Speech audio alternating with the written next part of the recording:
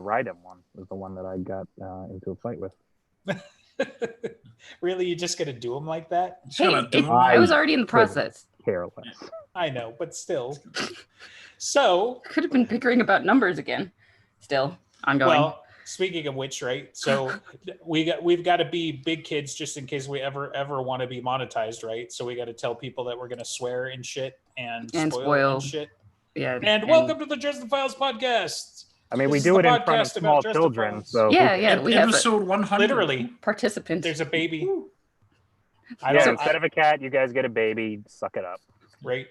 Yep. I can't wait until this comes back to haunt me in about 10-ish years and be like, "Yep, you are the world's greatest parent, swearing in front of your baby all the time." Not going to take 10 years at his growth rate. No. Oh yeah, like 4 more months, and he'll be like, "Hey, so I've got this PhD. What am I supposed to do with it? Because I'm huge." Anyway, this is a Dresden Files podcast for reasons unbeknownst to most of us. The most professional Dresden Files podcast. We can't even count our episode numbers, though. Well, whose fault is that? There's so many of them. You're college educated. I ran out of fingers and toes a long time ago. Right. Yeah. Just now, everyone's 5. Like 100 episodes. For the 100th episode, we have exciting news insofar as we got a cover art for Peace Talks chapter and an excerpt from chapter 11. Yay! Might be the best cover so far. It's a good cover. It is a good cover. As far as him prominently displaying his hat goes, it is the finest. God, display. I hate the hat, dude. Yeah. I mean, the cover's pretty.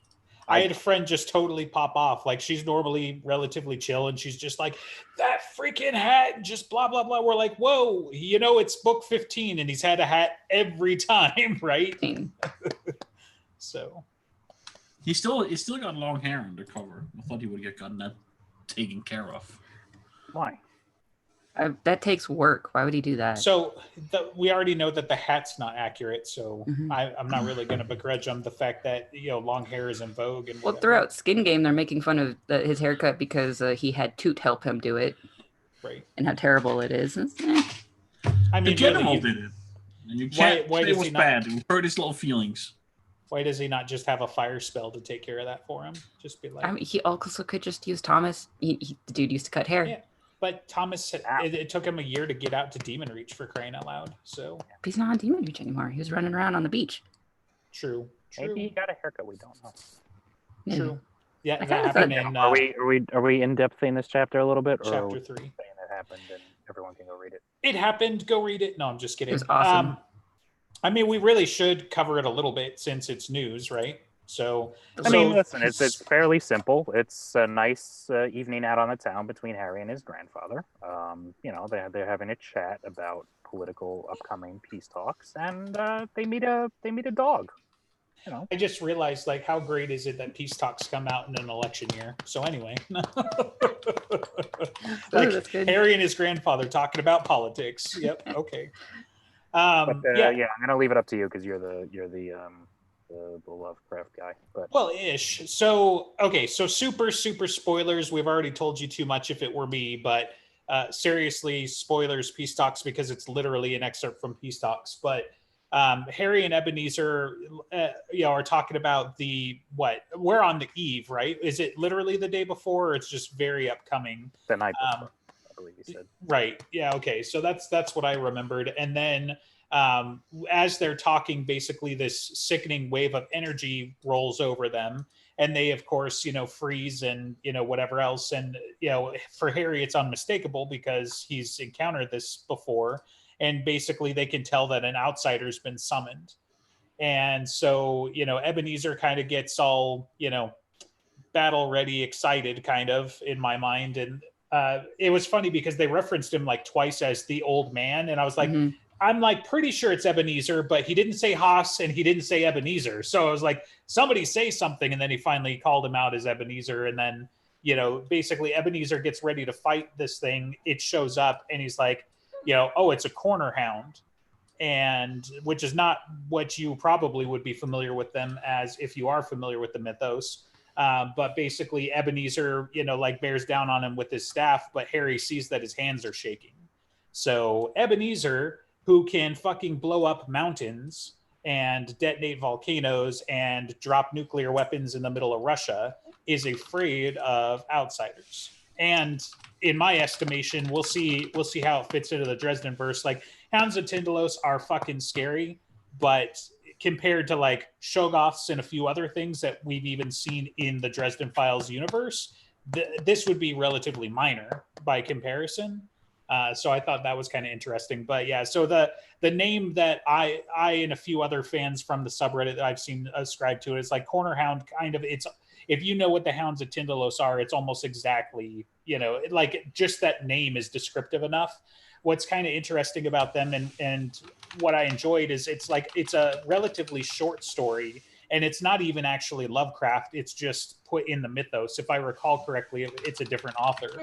And what it is basically you get the perspective from this guy who knows about the Hounds of Tindalos. And I think you've got to muck around with dimensions or time or something like that, but then they pick up your scent, at least in the original story. And what their gimmick is that they can move through corners. And so anything less than 120 degrees, they can pop out of and eat your face. So this guy knows about the hounds. He knows that they've picked up his scent and they're after him. So he builds himself like like octahedral house or whatever the shape is. But he makes sure every corner in his house is greater than 120 degrees. And then he gets a delivery. And he's kind of explaining the situation from what I remember. So I'm paraphrasing a little bit, but he gets a delivery from like FedEx, which at the time, of course, they didn't have. So I'm simplifying. But he gets a delivery and the dude opens the box and there's nothing. And then a Hound of Tindalos jumps out at him. Because he has corners.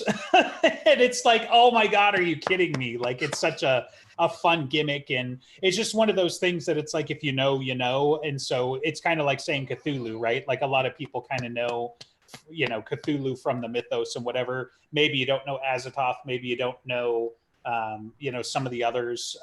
But, you know, Hounds of Tindalos is another one of those popular kind of monsters. And so to see him use it, I'm like, oh shit.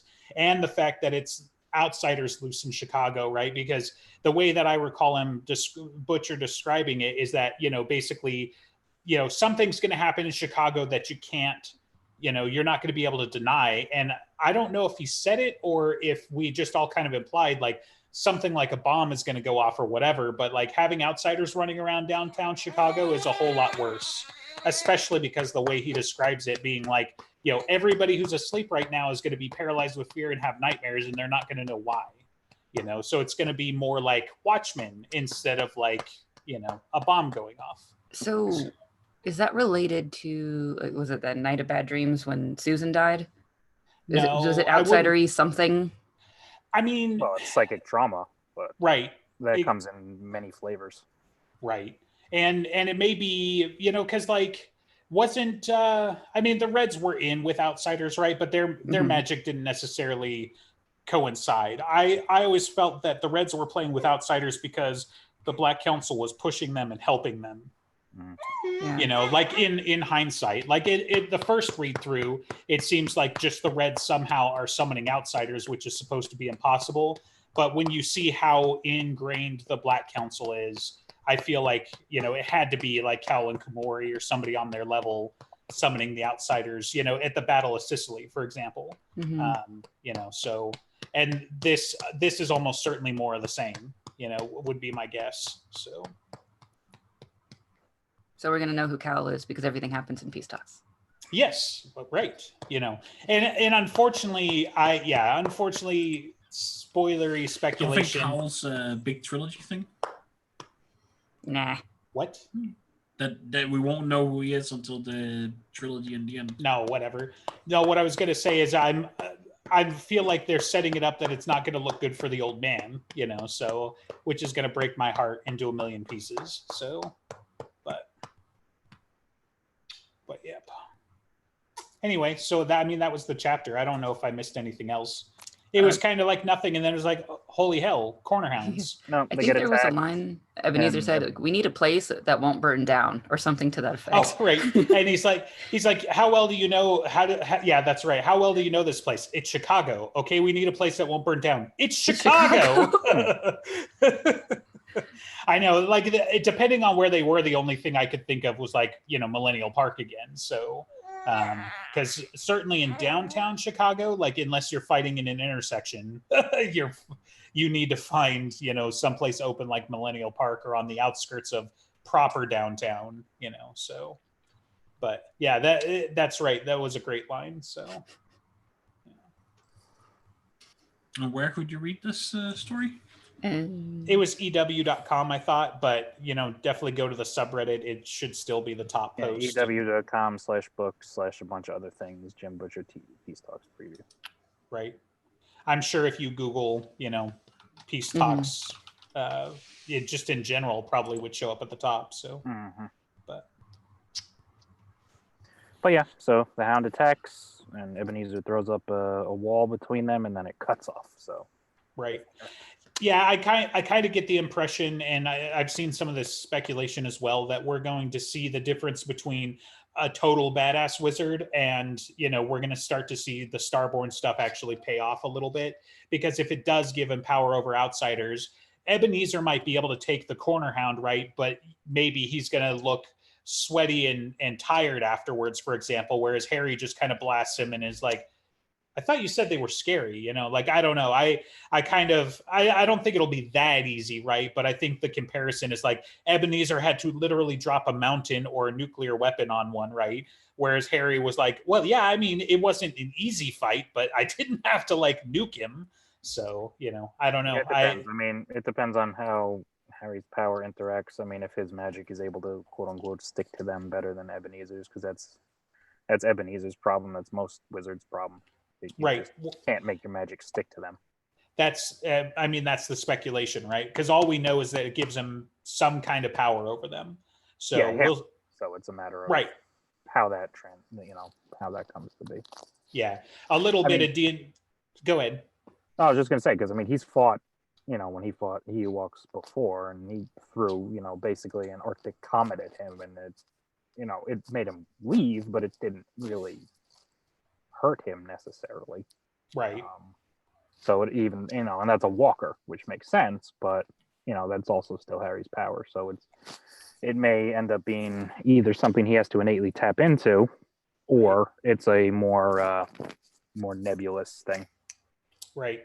Well, and that could be too, like, there could be a more active component to it that we find out in Peace Talks. But to me, I always took it as kind of like you know, outsiders have spell resistance in D&D terms, and then Harry just has improved spell penetration or whatever, where it's like, okay, yeah, they're still somewhat resistant to him because he's still using mortal magic, but at the same time, he can get just a little bit more through.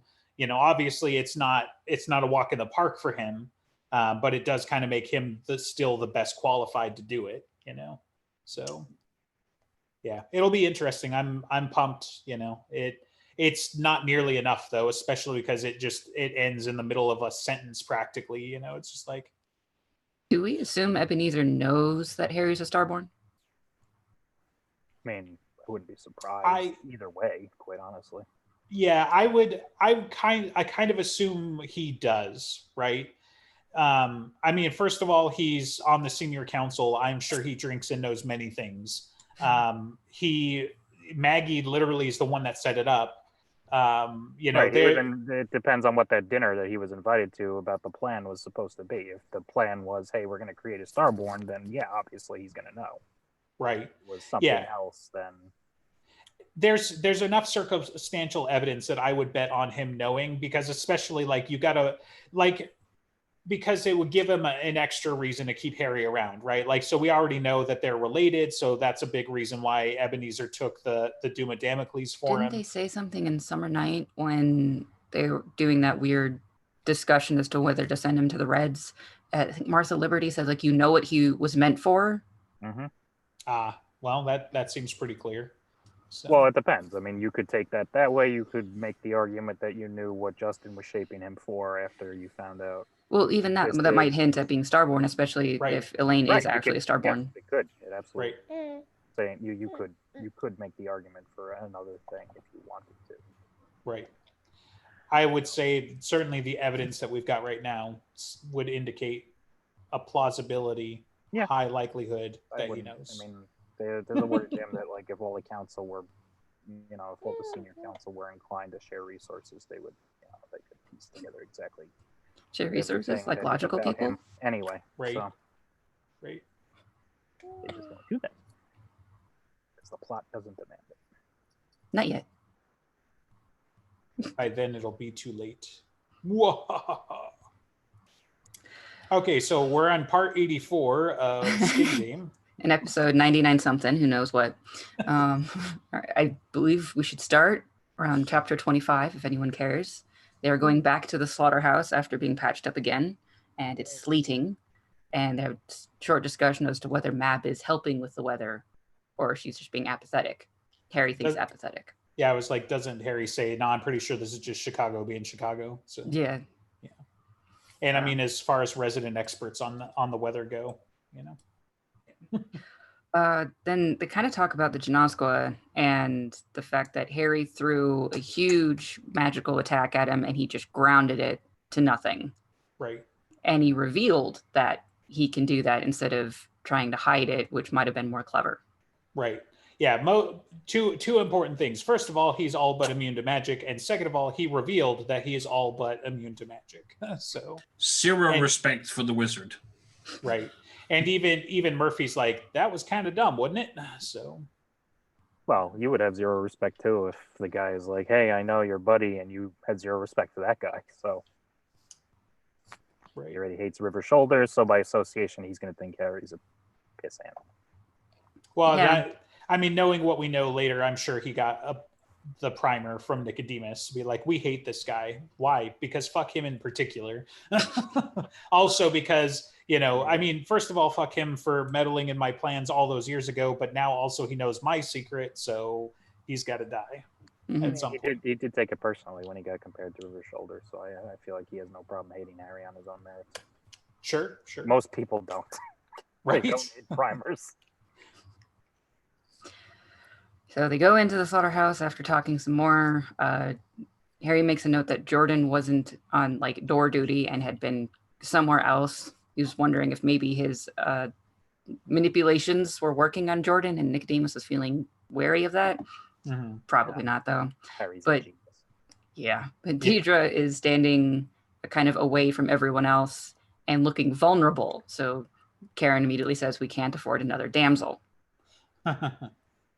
Because Murphy knows Dresden. So this is another thing. Like, Dresden is selectively stupid. I mean, this is the same warning he had for Sonya in Small Favor with Rosanna.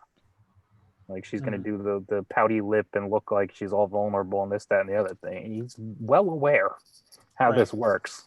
And it's like, oh, another Denarian? Yeah, it's fine. He didn't actually try to save her. He was trying to get information out of her, and she wasn't trying to seduce him like Rosanna.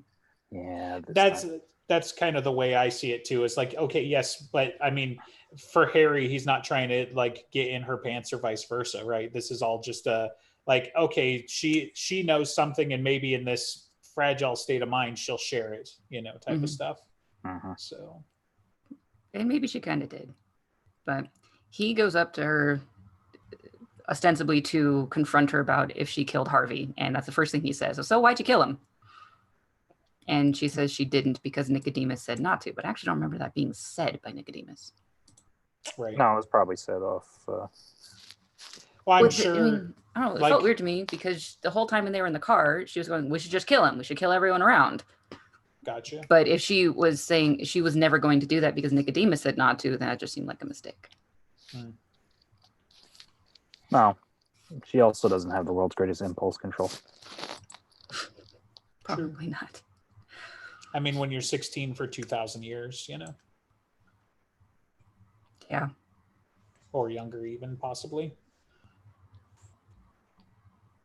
Yeah, Deidre's weird. She's weird. She's very character. weird. You don't want to think about it too much because it just gets weirder and worse. So.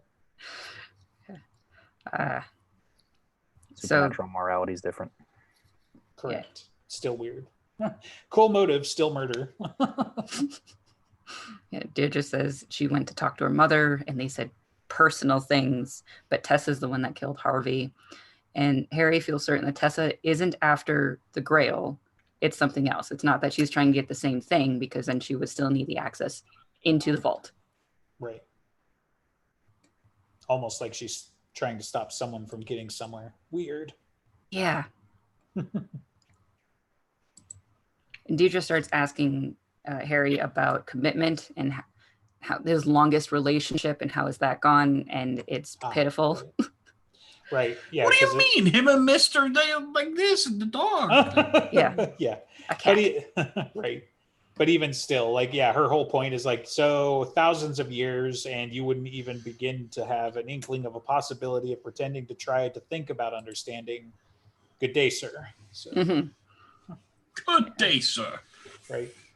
All that mysterious, I'm so old and alien morality you were talking about. So it's like, you call him my father. It's, yeah, because he is. Right. Even though you're like kissing him and shit, he's still dead. I mean, he can call him sperm donor if that makes you feel better, but technically, or don't call him father. At least that makes it a little different. It's like those couples that are like, we're not just a husband and wife. We are two halves of a whole. One half existed to create the other. Yeah, but she's still the daughter. At no point is she his spouse. You don't understand. They're a dyad. She's the other woman in that situation. They're a dyad. Oh, God. No, stop. I can't think about this. Next. Next. Well, Harry Have you seen Rise of Skywalker yet, by the way? No, stop. God damn it. I know. Life is strange, and I'm not really in a hurry. Your kid can get on a roller coaster. Take him to the movies. I can put him on a roller coaster? Yeah, look at him. He's way too tiny for that. The G-forces, man. No. I give him a couple months. His baby neck will keep him from, like, snapping in half. His baby lack of, his baby rubber, maybe. So. The G-force cancels each other out. See? Who's taking pictures?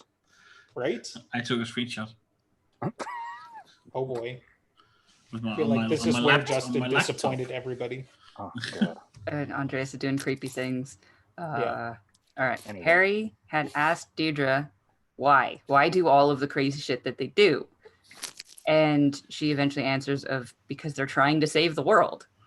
Right. And that ends the conversation. The same thing we do every night. Pinky try to save the world. Right. Like, sometimes wasn't that thing that people will tell you of, like, that they're good guys, bad guys, or whatever their motivations are, but Harry just never listens to the shit that they're saying? Well, yeah. I mean, They're always bad guys. Right. And there's a whole lot of fun there, but considering the subject matter and who we're talking about, it feels particularly fitting to quote scripture here and be judge the tree by the fruits of its labors. So yeah, I don't look at their words, look at their actions. You rape and murder and kill. Maybe you're not the good guys, regardless of, the road to hell is paved with good intentions. Like, I don't see any situation where you come down being the good guys there.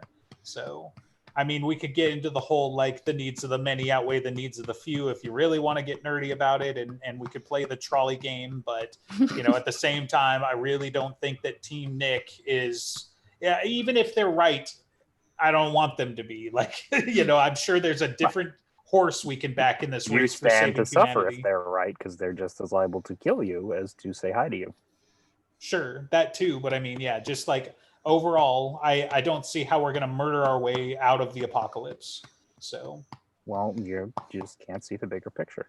Right. I mean, that's why I really come down to, I think Nick's motivation is transhuman, right? The reason why, like, it's only an apocalypse for human beings and for mortal kind, because mortals are the ones that can bring in the outsiders. So if he kills all humans, then outsiders can't come in, and then all the little plants and all the angels and all everybody else, they get to live. But that kind of goes against, Big G's creation plan, the ineffable plan, ineffable. Oh, we got to get that in there. So therefore, from that perspective, he's wrong and the bad guy. Yeah, but he also wants to be named a saint, as he said in Small Favor, which, requires people. I'm sure the angels can vote on it. So, right. You know, or maybe everybody will happily give up their coins. So we'll have 30 people at the end of it, and they already know not to summon outsiders. Maybe even that's even more scary why Thorn and Namshiel like switch sides, because Thorn and Namshiel fucking knows better, and he's playing for the outsiders, then you know it's bad, you know. So, and we just don't grasp the full horror of it yet because, you know, and that's why it bugged Nick so bad. So that's my headcanon. Everybody's got a traitor, it seems, in their midst as far as the sides of team reality. I mean, whether willingly or not. Right. You could say traitor, but I mean, it literally could be Nemfection. You know, it could be Nemesis, and well, yeah, but that's what I'm saying. Be, willingly or not, it's still traitorous. Yeah, that's true. Yeah. I get you. I mean, because the next level up from that then is, okay, so we didn't do it willingly. So we have a fallen angel, which for all intents and purposes still has most of all the power of an actual angel, and they can be nemfected. If that's the case, holy shit. You know, what does that mean for team reality? I mean, it could be that the host is still in control and the host is what's infected, and therefore the fallen angel's being taken for a ride. Maybe, but we go back to the can mortals be infected, because we haven't actually seen that happen yet, have we? Right. No, and we don't know if mortals can. We've been told through word of Jim that angels cannot. Okay, well that's important though. I didn't. So fallen angels, is there that much of a difference? Well, yes, there is wiggle room there, I suppose. Although, angels on angel, even if they're fallen, I would say. Right. Corrupted is still. It's still the base level. So then it becomes willingly fighting or betraying or whatever. Right. And the other thing is, one of the distinctions to be made too is that there seems to be a distinction between identifying the angel as the person, let me back up. Identifying the Denarian as the person or as the angel based off of who's in control. So you have, you know, Thorn and Namshiel, you've got Ursiel, Magog. They're never usually referred to as their hosts, whereas you've got Tessa, you've got Rosanna. Why can't I Deidre, Nicodemus. Thank you. Yeah. Exactly. Deidre was the one I got stuck on. So yeah, so like Thorn and Namshiel's probably not being taken for a ride. Thorn and Namshiel's probably in the driver's seat by the fact that we call him Thorn and Namshiel. So I mean, I don't know. It could just be a really weird person that decided to go by Thorn and Namshiel. That's it. I'm changing my name. So, well, Thorn Namshiel seems to be one of the older ones. Like, he's been around long enough to be Tessa's sorcery teacher, so he's been there for a while. It's not like Ursiel and Magog who just go through hosts like paper cups. Right. You know, ride them hard, put them up wet type deal for those guys. They're the brute force guys. And then they go through the vending machine again. Right. Mm-hmm. Right. Today I'm feeling Russian. So after the creepy conversation with Deirdre, Harry goes down to the table and Goodman is hitting on Karen. As he should. Continuously. Right. Yeah, and she makes jabs about it's an alias, fake name. He's not going to call him Goodman. Right. So they call him Gray. Right. All right. Then there's some cock blocking, gun waving things going around. You people are savages. And then they go on with more of a meeting. Yay. Starting with, Harry, please tell us how ways work.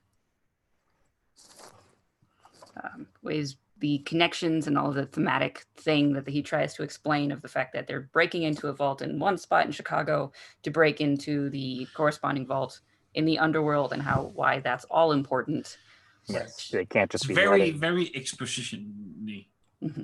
But it's kind of neat too, because you get a very deep understanding of the laws of magic, and they cover, okay, well, we can't just like walk into it. We can't just, have Marcone open the vault or, 100 other ways. We have to break into it because we are breaking into Hades' vault. So there has to be a symbolic link through that stuff.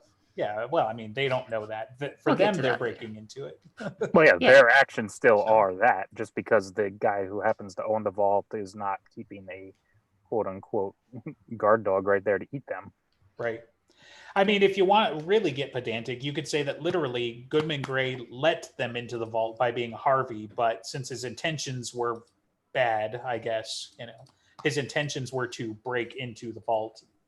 Because there was no breaking of the gate, right? Like, not to actually get in, so they infiltrate the building, they, do a bunch of other shenanigans, they generally leave the place a mess. But Harvey literally Goodman Gray as Harvey literally walks up and just lets them in.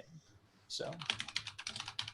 Wait, doesn't Valmont have to do some? That's a weird symmetry, though. So hold on. There's two walls that Asher used fire to get through. Yep. Then there's the vault that Dresden sort of helped Valmont with, and then there's Gray with Harvey's blood that let them through the last one. Right. Mm-hmm. I mean, yeah. So it depends on at which point, right? I would say that the actual, obviously it's a layered security approach, but the true vault they're breaking into is what? It was 7, wasn't it? Or was it 13? Whatever the 13.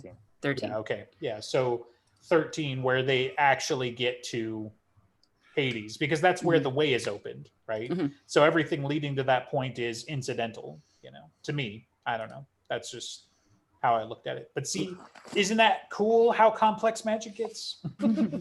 Totally. It allows for really complex heists. Right? Yeah.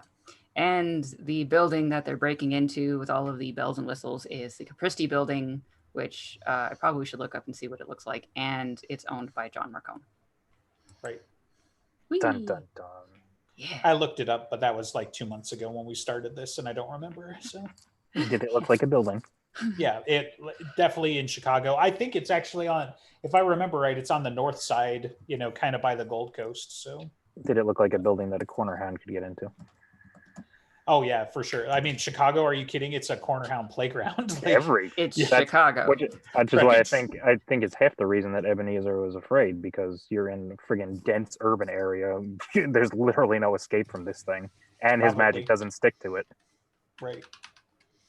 Yeah, I mean, I could see that for sure. He's like, okay, so how to kill this without dropping a nuke on it, and then getting brought up on about 8 million counts of violating the first law. In the middle of Missouri, where there's nothing around, but you're in like a New York or a Chicago or an LA, and you let loose one of those things.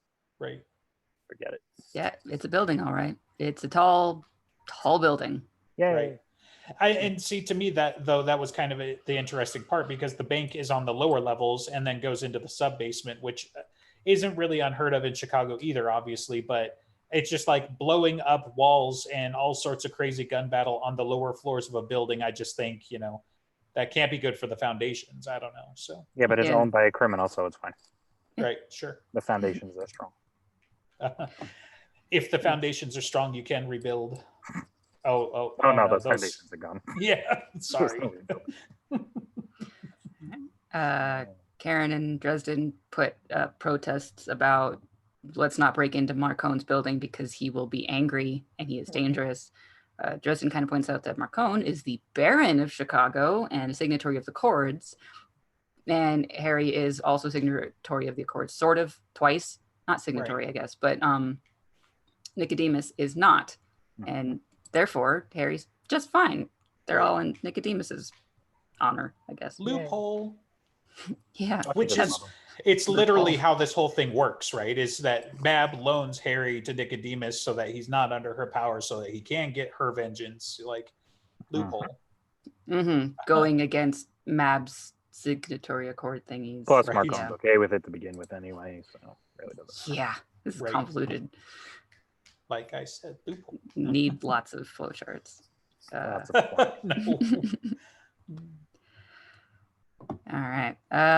So where am I going? And they're talking about how to make Marcone happy afterwards, and I think they're just like, let's just give him a cut of all of the jewels and stuff that we get, which is exactly what happens. Right.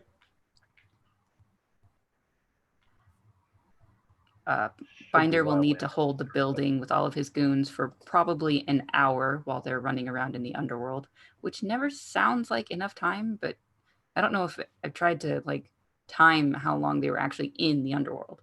See, time's not a line though. It's a wibbly wobbly ball of timing. Well, yeah. I don't know, when the way is open, is the time not like aligned? No. Well, they also talk about how Hades can literally, like, if Hades gets onto them, he could just doesn't that come up this time too? Like Hades could manipulate time against them and all that. Well, stuff. He does. See, things are progressing in your underworld that you might not be aware of, and he looks at him like perfectly aware. And he sticks him right back in the same moment as he took him away from when he was done talking. Yeah. Right, and I know that, but I'm just saying in the scope of the planning, don't they bring that up that it's like, in ours? Well, it's his dements that you could do. They would know that implicitly, even if they didn't bring it up, I'm sure. Right. Yeah, in ours, just the mortal time, and then once they get inside, who knows? But I mean, it could have been an hour 1-for-1. I mean, the gate takes a few minutes. Each gate takes a few minutes. Harry takes that maybe Gate a of few Ice minutes takes longer. like 15 or something because he was watching the pattern for that long or something. Right, even but then there's a still, Gate they of pretty Blood. I much- mean, it's probably longer than an hour technically. Yeah. Right. Yeah. Because Well, when they make the movie, I want them to be A like timer. at 59 timer. minutes, and then it goes for exactly an hour to the end. Well, that means To you're me, gonna have to cut into the fighting part a little bit. Right. To me, the most notable part actually was the fact that Binder is summoning a whole lot more goons than he was in Turncoat. So, because it may just be like a counting thing, but I felt like the numbers were inflated by like 5 to 10 dudes, where it just kind of showed you that Binder hasn't just been sitting around either, or he was holding back previously, because I think they say he's got like 25 to 35, like the first go around, and then this time No, it's on like the 40. island, he summons like a lot. Thank you. Well, for yeah, that Harry starts specific counting number. them off. Like he summons a bunch. I think he gets to at least 30, if I remember correctly. Right. Okay. I mean, it's possible that he only has a certain amount under his whatever, but I feel like it's just kind of situational. Like the island is called for that for reasons, and this calls for this for reasons. Gotcha. Yeah. And this one, he summoned at least 40 because 20 into each truck or something. Right. But there's no need. He couldn't just like keep summoning more as they got to the building. Right. I mean, but it's a tribe, right? So presumably he only has so many lads he can whistle up. So It depends on how many. I don't know if you can just spam 100 of them, but right. Okay. Well, we'll probably never. Anyway, right. It's coming up in peace talks because everything is. Yeah, He's gonna come with an army of 1,000 of them. Right. Real gritty details of how Sorry, does Binder Dresden. work. And then he betrays Harry. Nicodemus sends his regard. Just the whole open fire. All right. Well, Binder is going to be holding the building. He will not be able to get his pack of jewels. So Asher supposedly will get them for him, and he likes the red ones. Right. Because that's really important. He says it several times. Yeah. Red ones, love. I know the red ones. Yeah. And throughout most of this meeting, Harry is like scratching Nitch on the back of his neck, and Asher is scratching something on her arm, but they ignore that for a while. They explain what Gray will be doing with poor Harvey's impersonation, right down to his retinas with a retinal scan. I'm And gonna get caught. when they get into the Capricci building, there's very, very likely things that are going to be tripped by magic because Marcone is savvy, and any tiny little transistor that goes out will probably have an alarm. So they bring out thorn manacles. Savvy kind of undersells the fact that Marcone has been after Harry since book 1, and he's employed a Valkyrie to be his magical, Yeah. consultant for, like 10 books. But yeah. And he's got an actual 10. bullet designed to kill Dresden. So. And of course, the thorn manacles had to be made of iron. But he's still able to move around. Weird. So weird. Yeah. He couldn't possibly be, not paralyzed anymore. I know like the first one, I was like, hold on, I'm pretty sure he ain't. But the second one, I was like, I made sure to like read it like 3 times. I'm like, really? They're not fairy make, right? These ones are iron, like. Maybe Harry's just wrong. Maybe Mab tricked Nicodemus or something and gave him the fairy make. Oh, these are his own. Right. Didn't he say that? Who made them? Trolls? Or something? No, who made them? No. Well, so Swarto, Nicodemus maybe? has some on record, and I think in a previous book they said that he created them, but that can't possibly be true. Well, he might have created the Sword Elf make no, but Sword Elves can't do iron either. Sure, they can. Harry paid them to do it. He has to pay them extra, but they can work with iron. Mm-hmm. Yeah, but they can't like touch it, right? Well, however they do it, he has to pay them extra because they're working. They have to go into the super toxic clean room to get the appropriate tools. They could do it. Right. Are they Sword Elf? I guess they're Sword Elf. Oh, right. I don't remember if it's mentioned specifically that they're Sword Elf. It is mentioned specifically where he got them from. I remember that, but I don't remember from where. I know at one point somewhere he mentions Sword Elves working with iron. He also mentions, I think, Thorn and Manacles, being created by them. But I don't he mentioned think the it's Smart this Elves one. for his circle. He made his circle with iron in it, so he had to pay extra for it. Gotcha.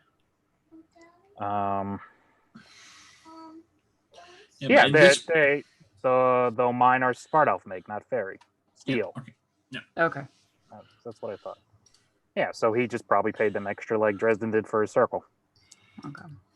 Whatever it was. All right. Yep. With the assumption that Harry won't be using his magic, Nicodemus had this thing of, well, we're probably going to have to use the Gymnosqua for the distraction. It's like, nah, not going to use magic anyway. He can stop killing people, or not start in the first place. Big enough. Yeah. Yeah, you could just walk down Chicago and everyone's going to be surprised by a Bigfoot. That would be a distraction. A little bit. All right. And right around there is when they start getting suspicious that something's actually happening and listening in on them. And Asher kind of gives it away of, Dresden, do you feel that? And he starts finding where the bug was. And the bug was wrapped in his broken wrist that Butters had just reset. Butters is a schmuck. Dumb. Yeah. And they start going off with battle stuff ready. Binder's summoning a whole bunch of goons, and they're all running out to track him down very, very loudly. The whole sequence is amazing. Like, do we want to shortcut it or play by play? Because Harry shooting at them and missing Butters and just spearing them and just be like, clear my line of fire, and just being a dramatic asshole about the whole thing is amazing. I've got pictures of the lions. They are formidable. I would not want to be staring that thing down while it was animated, so by Bob going, rawr. Right. Yeah. Bob taking it over. And then, just the whole, a combination of hamming it up and also feeling the part. Cause he does an actual lion's roar. Right. And Harry's like, shit, I'm glad he's on my team. But then afterwards he's like, rawr and stuff, and just jumps clean over him and oops, I'll get him, and just, hamming up the size and not being able to control it and whatever either. But, is there anything else? Let's see. Butters has a skateboard. Yes. Right. So all his gizmos are interesting. If you want to cover some of those, but they're all powered by Bob, or at least, have been charged up by him in some way. Right. Yeah. He's got a stealth potion he inevitably gets away with. He's got doesn't he have kind of like a bat wing where he his cloak kind of he didn't have a cloak, he just had a long coat, I think. Yeah, and when he was basically being flung from the skateboard, Bob interacted with the coat to cushion him a little bit. See, he's Dr. Strange. He's Sorcerer Supreme Butters. He's even a doctor. Right? Yeah, you're welcome. I just saved it. I just brought Butters all the way around for you. He's got a cloak of levitation and, No, what he needs is a bullet through the head. No. So one of the things I went and looked up this read through too was so Butters uses his escape potion, which is basically just the invisibility thing to run 20 feet away and get in a cab. Trying to be in the wind, pseudo in the wind. It made you really sick afterwards. Literally in the wind, And then he gets in the cab and goes to Michael's house, right? Which is a 20-minute drive away, which I feel is a really bad thing to have to deal with in Chicago when Nicodemus can fly, because he's flying with Andariel. So I don't know, just saying. But which also makes him a dick twice over, because now he's going to involve other people's children. Yeah. Oh, whatever. They're fine. They're not fine, as shown later in the book. They're literally protected by actual angels. Are they literally protected by flame grenades? No, they're not. But technically, Butters' actions were not they're great. disastrous He to the gets a reward children. at the end. He's perfect. It happened all according to God's plan. Fine. Well, it was all part of the problem. Plan. It's an escalation, right? So like this time they're fine because he didn't have all his goons with flame grenades, but by then he was able to plan it and was like, hey, guess what? Initiate plan Michael Alpha, where we go and kill it with fire. They could have simply waited out there, sent for goons, and gotten flame grenades. Could have, but he didn't. He didn't because circumstance dictated that he didn't. But if this was as bad as he thought it was, if this was Harry going dark side, then there's absolutely no reason that Harry, who knows about the angelic protection, could not have then said, okay, we're just going to wait out here and then we're going to fucking shoot grenades into them. Especially when he knows Karen's there with Harry, and Karen knows that Butters is going to the Carpenter house because that's where the swords are, and Butters knows it. Well, right. Yeah, that's the other thing. So what are you going to do? He's going to run and give it to what? A cripple? Or the person who's already vouched for Dresden twice to him and he's ignored? What is going to happen here in his mind? The sword's going to protect, and the angels are going to protect. That's kind of the point, right? All he has to do is have faith. Everything else will be handled. Him and his faith and his bullshit. He has no faith. Sure, just because he's a Jew doesn't mean he doesn't have faith. He has no faith in his friend. He has no cause to be this suspicious. None. Sorry, you can be a little suspicious, but not this suspicious. Especially when someone who you've been fighting with for these last couple of years, even if Harry fucked off to La La Land for a while, you've been hanging out with Karen, who you trust implicitly. She's vouched for him twice. And as much as I hate her and her bullshit, she's vouched for him twice. Right. And still you're like, this is wrong. I, Bat Butters, with 50 years old almost with my skateboard, are going to solve this problem. He had to know. And it's not like he thought he was going to get caught, obviously. Well, then he's dumb 3 times over. Well, probably. It's not... If you can't do something smart, do something right. Like, he's not being smart, right? But he's being human, and he's trying to he should have died like a human. Well, maybe, but he got away because magic and because of plot armor. No, yes, that. Yeah. That one, yes. Absolutely, he has that one. Just like Karen survives because of plot armor. He's got the biggest fuck all plot armor now at the end of this book, and it is infuriating. I don't know. I mean, Karen was literally in the jaws of the beast, and she survived. So Oh yeah, no, she's got plenty of plot armor too. Don't get me wrong. Yeah. They both do. They're both insane, and they both should be dead long by now. But oh my goodness, different. Well, everything happens in peace talk. So maybe if you were good for Santa this last year, maybe just one of them. I don't even care which one. One of them died. In peace talk. Sad. What a sad world. Please. Especially if we have to lose a good character like Ebenezer. Please let the trade-off be that one of those 2 schmucks dies. There's no guarantee Ebenezer's lost. Well, there's a decent chance. It doesn't look good for the home team. Let's just put it that way. So he's got to lose somebody this book. I mean, at some point, someone of import actually has to die. There's only so many fuck-off Kim Delaney's you can kill that he's going to blame himself for, but we don't care about. Kim Delaney. Sorry, nobody cared about Susan. I don't care what they say, even if they liked her. Nobody cared that she died. Fuck Susan. Thank you. It tears up my heart every time I read those words. Yeah, that's why you named your kid Susan, right? Yeah. Well, both of my boys. His name is Susan, and he wants you to respect his life Harry's choices. Pain.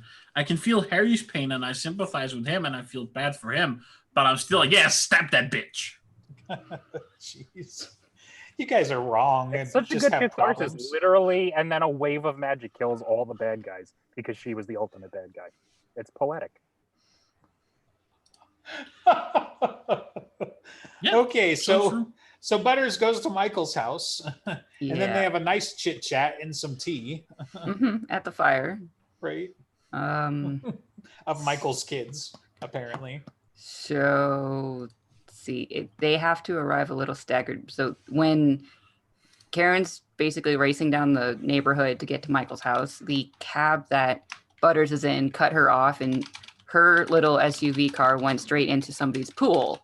And she must have terrible insurance because this is like the third car she's lost in the series.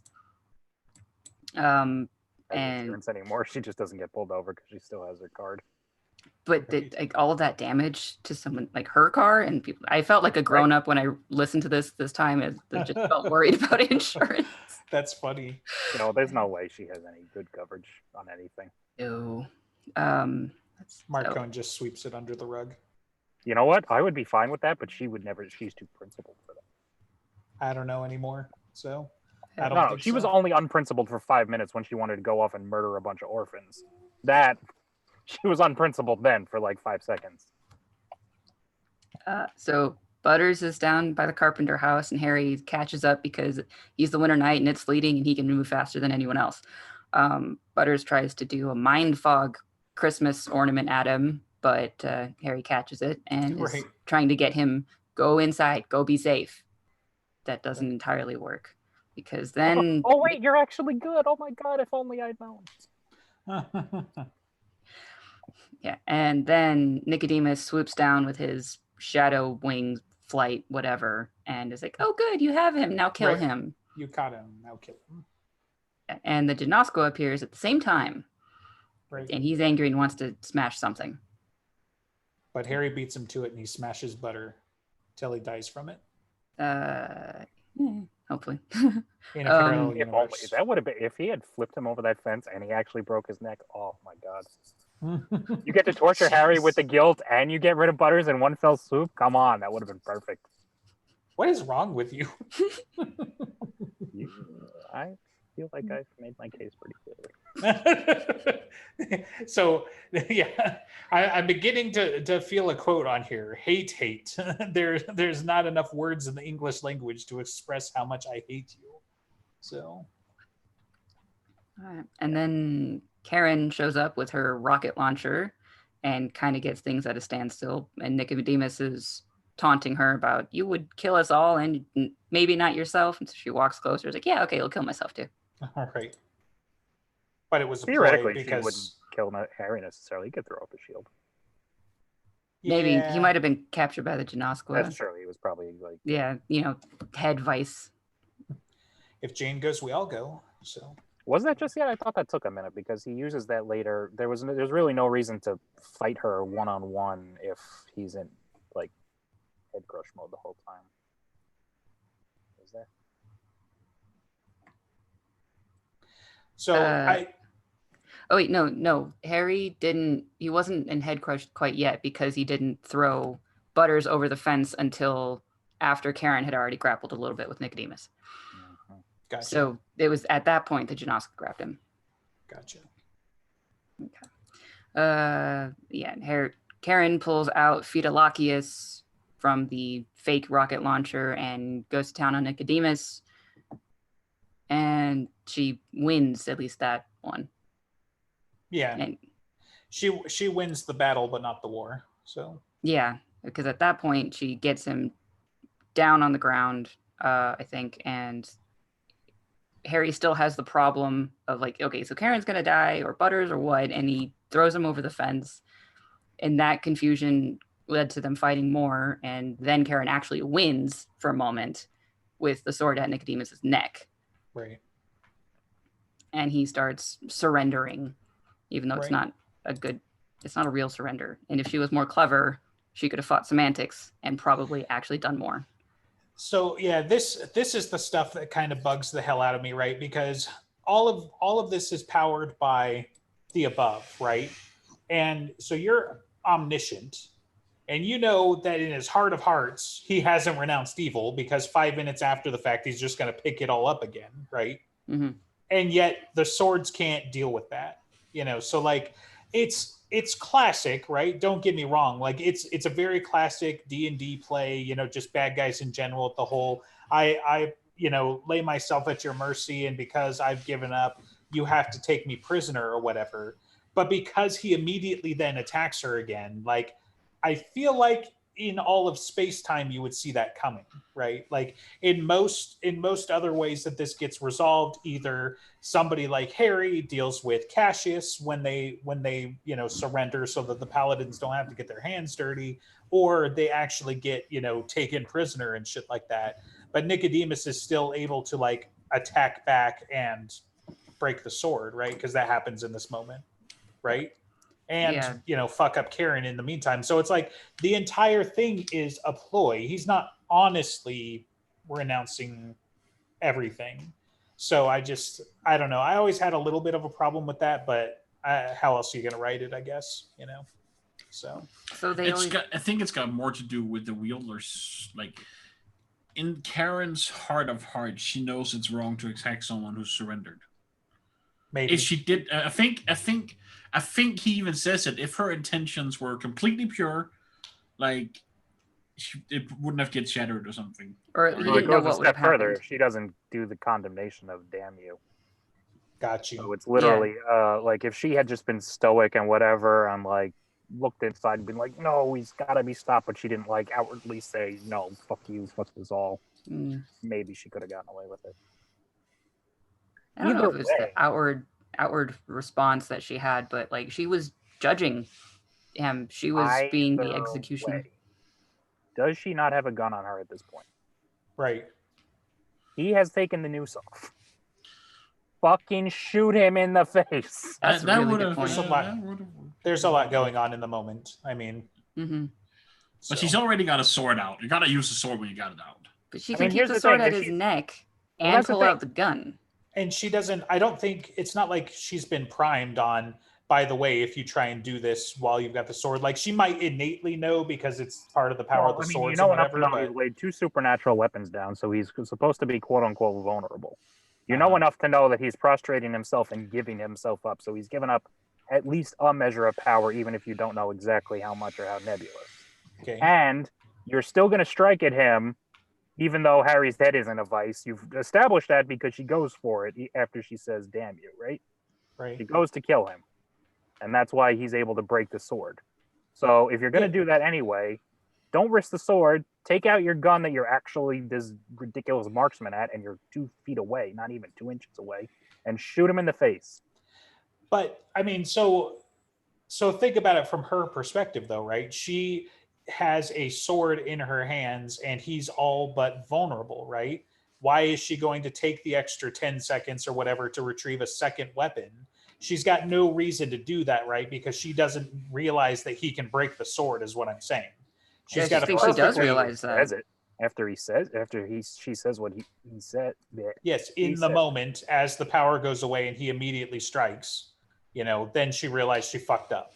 So let it go and then shoot him in the face.